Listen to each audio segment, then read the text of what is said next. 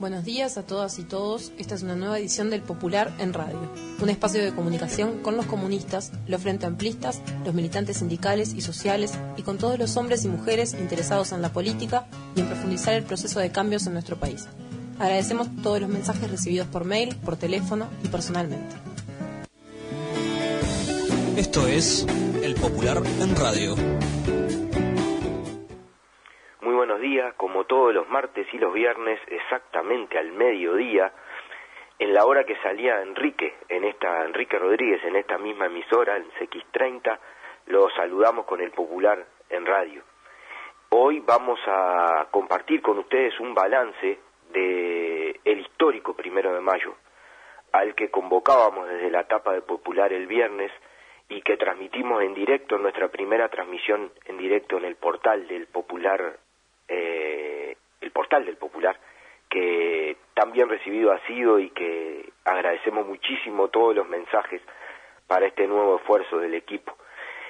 Vamos a conversar con el secretario general del PIT-CNT, Marcelo Abdala, sobre el balance de esta jornada histórica a la que no hay que dejar que se diluya. Parece que no pasó, pasaron 3 días y parece que ya no pasó. Pero hoy es un día muy especial, hoy es 5 de mayo, y hoy, hace 202 años, nacía en Alemania Karl Marx, el gran subversivo. Hace 2 años, cuando se cumplieron 200 años en el Popular, en un humilde homenaje le dedicamos una edición especial que se titulaba así. Y al terminar el editorial decíamos, Marx definió el capital como el más terrible misil que jamás se haya lanzado hasta ahora a la cabeza de la burguesía. Calumniado y tergiversado como pocos, hijo de su época y por lo tanto de sus limitaciones, fundador de un método, no de textos sagrados de un culto esotérico separado del acontecer histórico y de la realidad concreta. Sus ideas y su ejemplo impulsaron la lucha revolucionaria de millones de hombres y mujeres en el mundo entero. Enarbolando sus ideas se asaltó el cielo y se intentó construir otra sociedad. Aún hoy se sigue intentando.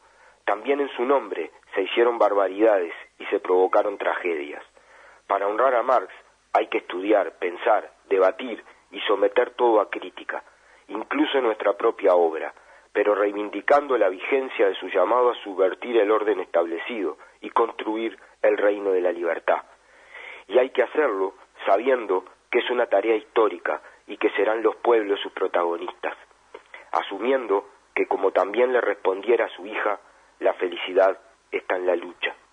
Roque Dalton, un poeta revolucionario salvadoreño, uno de los más grandes poetas de nuestra América Latina, le dedicó un poema que se titula justamente Karl Marx y que compartimos con ustedes.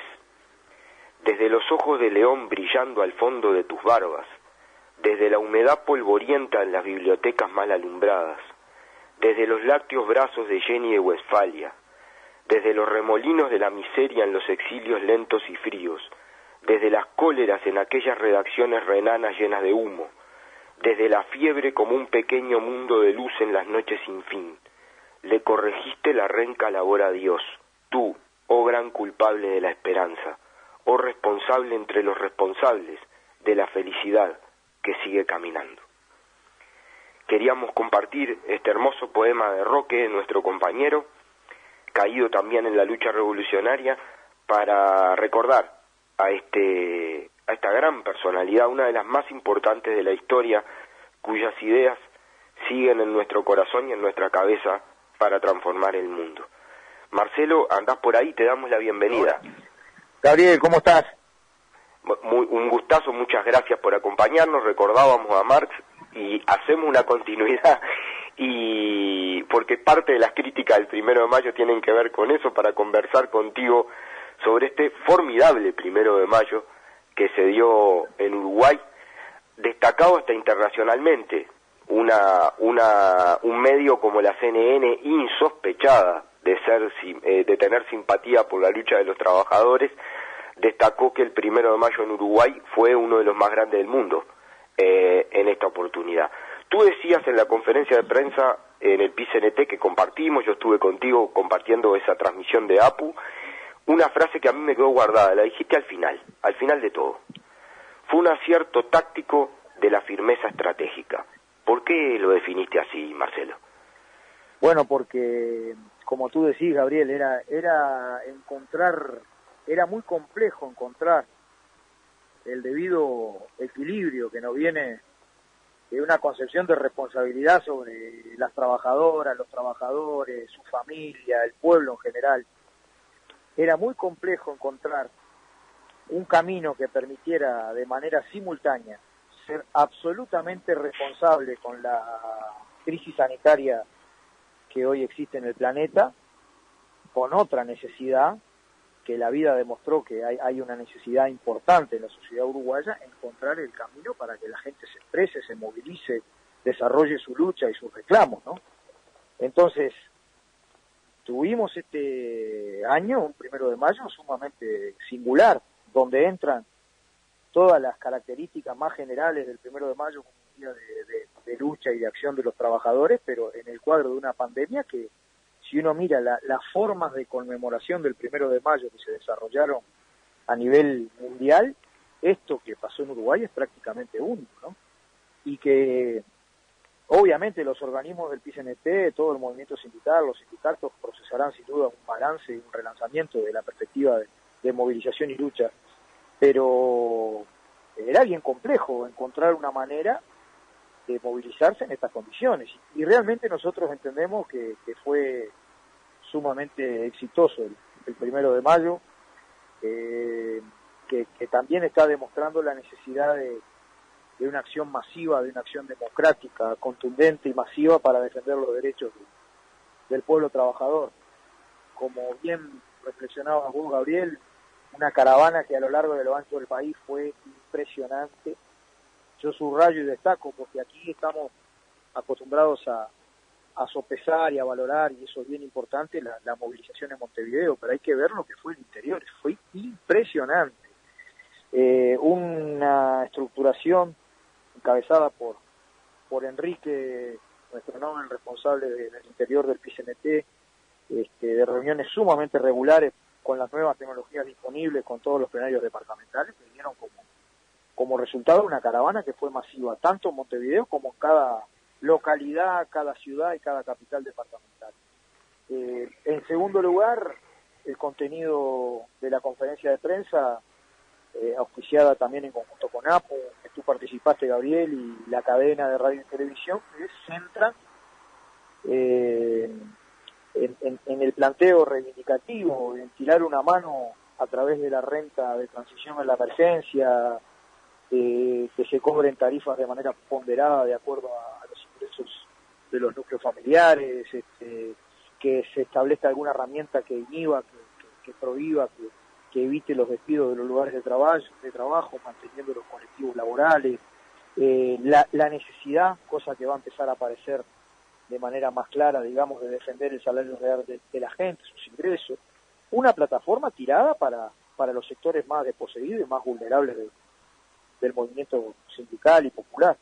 Y por último, un aplauso que realmente fue una demostración de adhesión a esta plataforma y a esta concepción. Así que realmente para mí tuvimos un 1 de mayo que implica un nuevo momento, un cambio cualitativo en el escenario general. Creo que el pueblo masivamente se veía necesitado de salir, de expresarse, de participar, y bueno, se le encontró el jeito en el marco de una durísima campaña por aislar al PCNT y al movimiento sindical, de desprestigiar su dirección, sus dirigentes, sus estructuras, porque son momentos de... La pandemia no es en abstracto, es en el terreno del capitalismo como formación social, es en el terreno de la contraofensiva a las clases dominantes en todo el mundo y en todo el continente especialmente, es en el terreno de la contraofensiva al imperialismo con el disparatario de este presidente que tiene el imperialismo norteamericano, que es realmente un mono con metralleta, ¿no? Entonces, en ese cuadro creo que se expresa también un nuevo momento cualitativo de que la gente quiere movilizarse y hay que encontrar las formas de que esto se exprese. Y las direcciones en eso tienen una altísima responsabilidad de pegar en el clavo. Por eso yo decía eso de un acierto táctico en la firmeza estratégica. También cometemos errores, ¿no? Sin duda. Marcelo, es muy importante lo que acabas de señalar, porque también se intentó, me ha tocado debatir en estos días sobre el 1 de Mayo, y además de tratar de desmerecerlo y de que se puso en riesgo la salud de la población, parece que los trabajadores son buenos para trabajar manteniendo los motores de la economía prendidos y ayudando a los supuestos Maya Oro, pero constituyen un riesgo cuando con todas las medidas de seguridad se movilizan. Pero en el interior hubo más de 30 actividades, solo en Canelones hubo 10 caravanas. Realmente fue una jornada en el medio de las dificultades nacionales. Te quiero hacer una pregunta y vamos a entrar luego a la plataforma. Este 1 de Mayo se da en el marco de la pandemia, se da en el marco de una ofensiva de la derecha y de la coalición de gobierno con un conjunto de iniciativas legales y de medidas también, pero se da también en el momento en que la calle Pou niega la cadena nacional al PIT-CNT. ¿Tú pensás que la calle Pou subestimó el 1 de Mayo, subestimó al PIT-CNT? Yo creo que sí, porque en definitiva las cosas, la realidad es concreta y va todo junto, ¿no? Los momentos previos a la preparación del 1 de Mayo fueron momentos sumamente intensos en agresividad, en promoción del odio y en trabajo para aislar al PIT-CNT. Por un lado, hay dificultades para moverse de manera normal. La clase trabajadora tiene la propensión, la inclinación al revés, a aglomerarse, a juntarse, a estar todos juntos. Esto en medio de una pandemia obviamente que tiene su limitación. Por eso nosotros tuvimos tantos debates adentro en la preparación del 1 de Mayo. No fue compleja no fue fácil la decisión del PIT-CNT, muy ayudada, que yo no me voy a cansar nunca de agradecer al Sindicato Médico del Uruguay, al protocolo que elaboró para nosotros, para que se desarrollara la caravana en excelentes condiciones sanitarias. Fue una discusión muy compleja, ¿no? Y yo creo que sí, que se cometió un error que por un lado implica un recorte democrático, de los que hay varios para señalar, pero que también a su vez potenció esa rebeldía, esta necesidad de salir. Mismo en las discusiones decíamos nosotros, bueno, hay que recordar cuando Jorge Valle prohibió la marcha a Punta del Este, que nosotros teníamos 4 o 5 vehículos para llegar y al final fueron cientos de vehículos, fue una movilización enorme, ¿no? Aquí pasó una cosa similar, porque desde la Plaza Lafone, desde la Plaza Colón, desde la Plaza Huelga General, los torrentes de vehículos que salieron cumpliendo estrictamente los consejos sanitarios que dio el PIT-CNT, asesorados por el Sindicato Médico del Uruguay, impresionante la cantidad de vehículos y de gente que participó en estas condiciones, ¿no? Creo que hay algo de eso, que también la prohibición de la cadena permitió de que la cadena la armáramos entre todos, fuera diversa, fuera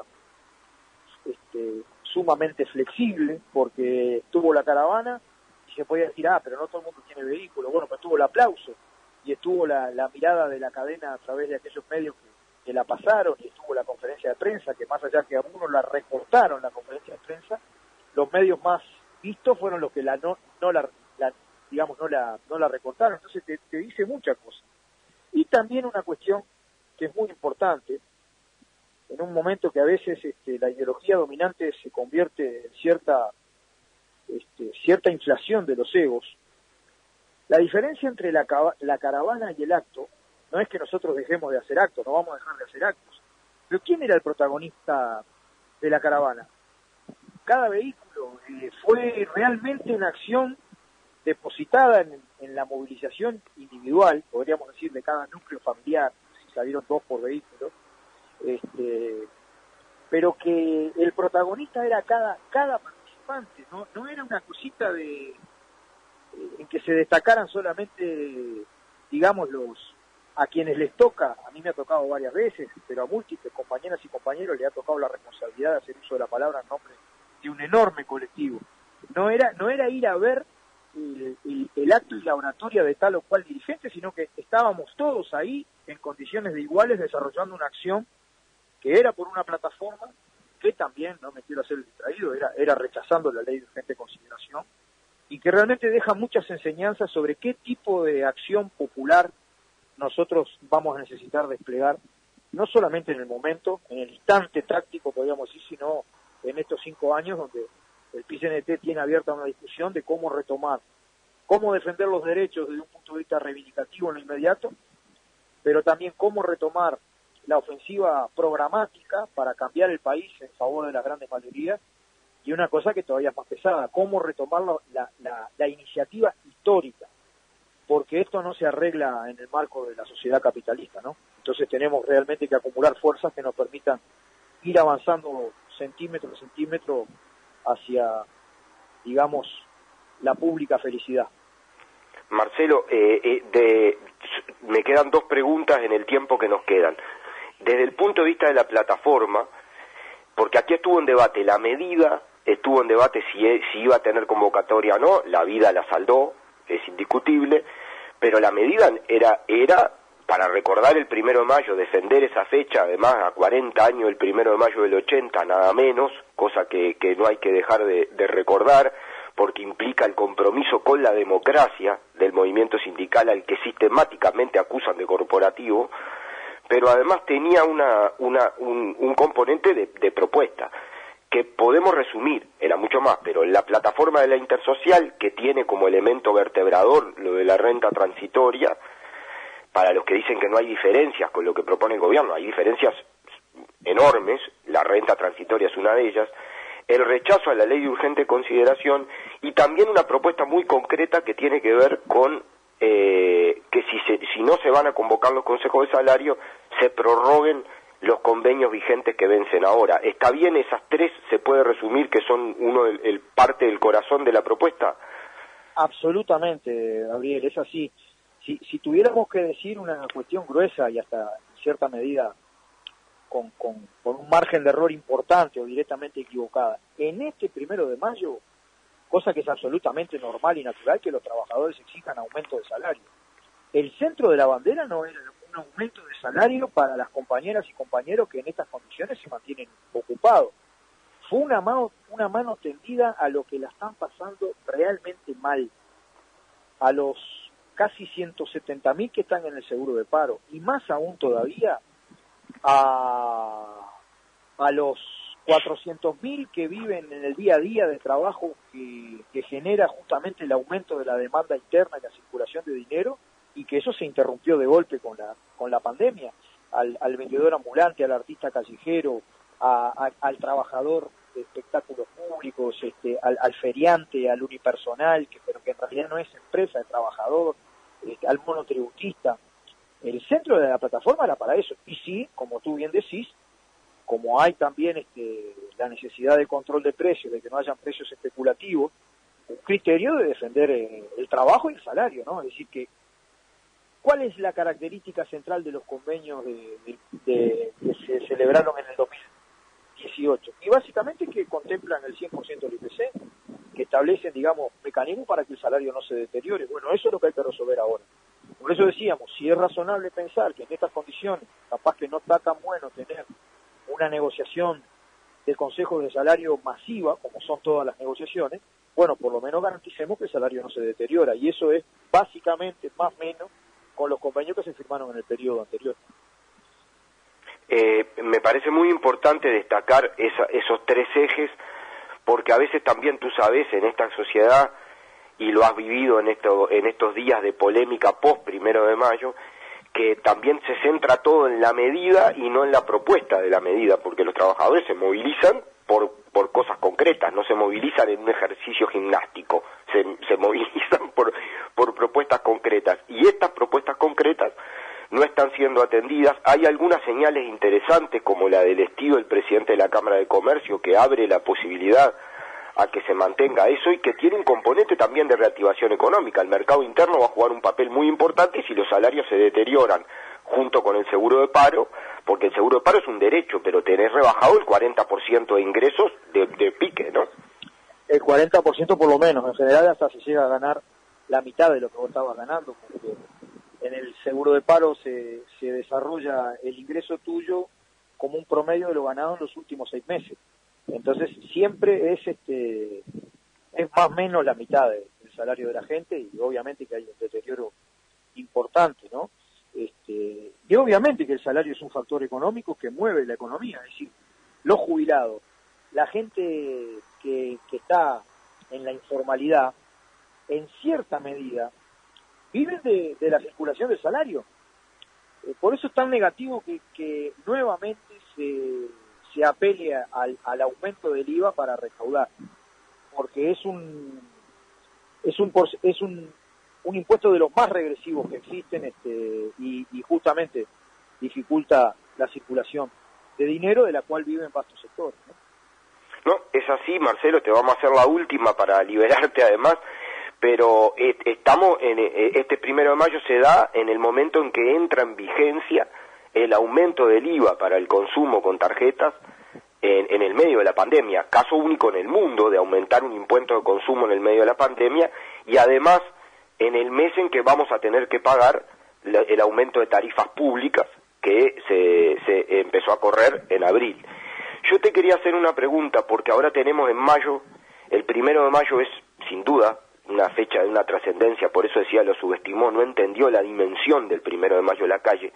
Creo que tiene que ver también con una ausencia completa en su vida personal, en su perspectiva vital e ideológica de lo que implica el 1 de mayo y lo que implica el trabajo. No, creo que no lo entiende porque no lo vivió. Pero lo que digo me parece que también para los uruguayos mayo es el 20 de mayo. Y madres y familiares, que tradicionalmente convoca desde el 1 de mayo al 20, también tiene un desafío enorme por cómo reivindicamos la verdad y justicia el 20 de mayo. El PICNT va a contribuir con toda su fuerza hacia el 20 de mayo como lo hace. ¿Cómo están trabajando, Marcelo? Bueno, los compañeros y compañeras familiares de detenidos desaparecidos nos han contactado comentándonos que este año va a desarrollarse una enorme marcha virtual, y a nosotros nos gustó mucho la idea y sencillamente lo que vamos a hacer es a poner a disposición de la organización del 20 de mayo todo lo que nuestras compañeras y compañeros de madres y familiares de detenidos desaparecidos precisen. Es un compromiso de honor. En tiempos que a veces suenan discursos nostálgicos y fascistoides, bueno, la contundencia del 20 de mayo es una cuestión de carácter central, porque no solamente desde la perspectiva de la memoria, de la verdad y la justicia, que son importantes en sí mismos, también desde la perspectiva de construir futuro. No existe posibilidad alguna de emancipación de la clase trabajadora y el pueblo que no sea caminando a través de una radicalización de la democracia, una democracia cada vez más profunda donde los asuntos públicos se conviertan en cuestiones públicas. Cuando ellos hablan de este concepto sumamente peligroso, ¿no? Porque cabe un elefante ahí adentro, de la nueva normalidad, yo me pregunto, si uno mira esta crisis sanitaria, particularmente cómo se manifestó en Italia y en Estados Unidos, ¿no está allí reflejada la crisis de las políticas neoliberales que han desmantelado la salud pública en estos países? ¿No será que nosotros tenemos que acumular fuerzas para desconectar cada vez más sectores de la economía que hoy son mercancía para que se conviertan en derechos, como puede ser la salud, la vivienda, la educación? Bueno, eso no se puede desarrollar sin una democracia cada vez más profunda, y para eso efectivamente las labores de verdad, memoria, justicia, nunca más terrorismo de Estado tiene que estar arriba de la mesa. Y como probablemente no haya el mismo énfasis de las políticas públicas para avanzar en esta dirección, bueno, es una responsabilidad del pueblo hacer que el 20 de mayo sea efectivamente masivo. Muchísimas gracias, Marcelo, por este tiempo. Felicitaciones por un formidable 1 de mayo. Muchísimas gracias. Bueno, felicitaciones también a vos, Gabriel, y a todo el equipo del Popular. Hay otra reflexión que no es en el plano sindical y que es en el plano también político, ¿no? Yo vi mucha gente frente amplista participar en la propia marcha del 1 de mayo, que no es un acto del Frente Amplio. Pero eso también debe interpelar a las direcciones políticas, de qué manera canalizar esa energía que tiene nuestro pueblo de moverse de una manera adecuada. Creo que hay otros debates que no se van a desarrollar solamente en la esfera sindical que deberían abrirse para la reflexión colectiva, ¿no? Completamente de acuerdo. Liberamos a Marcelo, muchísimas gracias.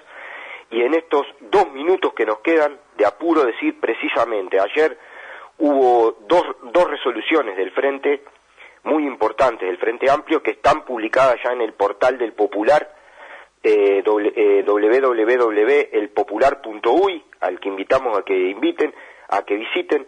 Una de ellas es de la mesa política, una declaración de 12 puntos muy firme, en la cual establece que hubo propuestas al gobierno hace 34 días y que no hubo respuestas, que el Frente Amplio ratifica que va a dialogar con todas las organizaciones sociales para, en el marco del reclamo de un diálogo nacional, enfrentar las políticas que califica de antipopulares, aprovechando la pandemia que está desarrollando el gobierno nacional, y establece también que los legisladores del Frente van a presentar proyectos de ley con las iniciativas del plan de contingencia que el gobierno recibió y no respondió. Y ahora, además, hay una declaración de la bancada de senadores del FA rechazando el planteo de ayer. En esa van 44 conferencias de prensa virtuales, cadenas nacionales. Nunca hubo un ejercicio del poder tan abusivo de parte de un gobierno como este, nunca. Ni Jorge Valle en la crisis del 2002 hizo una cosa parecida, y que planteó el tema Provida y el tema de una agenda violando totalmente el carácter laico del Estado, y tratando de imponer también un retroceso de derechos en lo que tiene que ver con la despenalización del aborto, con el derecho con los derechos consagrados en leyes que están vigentes. Y hay una respuesta de la bancada de senadores del FA que también recomendamos leer. Terminamos invitándolos brevemente hoy de noche a las 21 horas por las redes de la senadora Carolina Cose, del Espacio 1001 y del Partido Socialista. Vamos a compartir con Carolina Cose y con Gonzalo Sibila, 21 horas, el análisis de la ley de medios que plantea el gobierno, la coalición de derecha, que también implica un retroceso tremendo y una concentración del poder enorme. Así que los invitamos a compartir. Nos reencontramos el viernes. Sigan el portal y el viernes estará, como siempre, el Popular al lado de ustedes. Un abrazo grande. Esto es El Popular en Radio.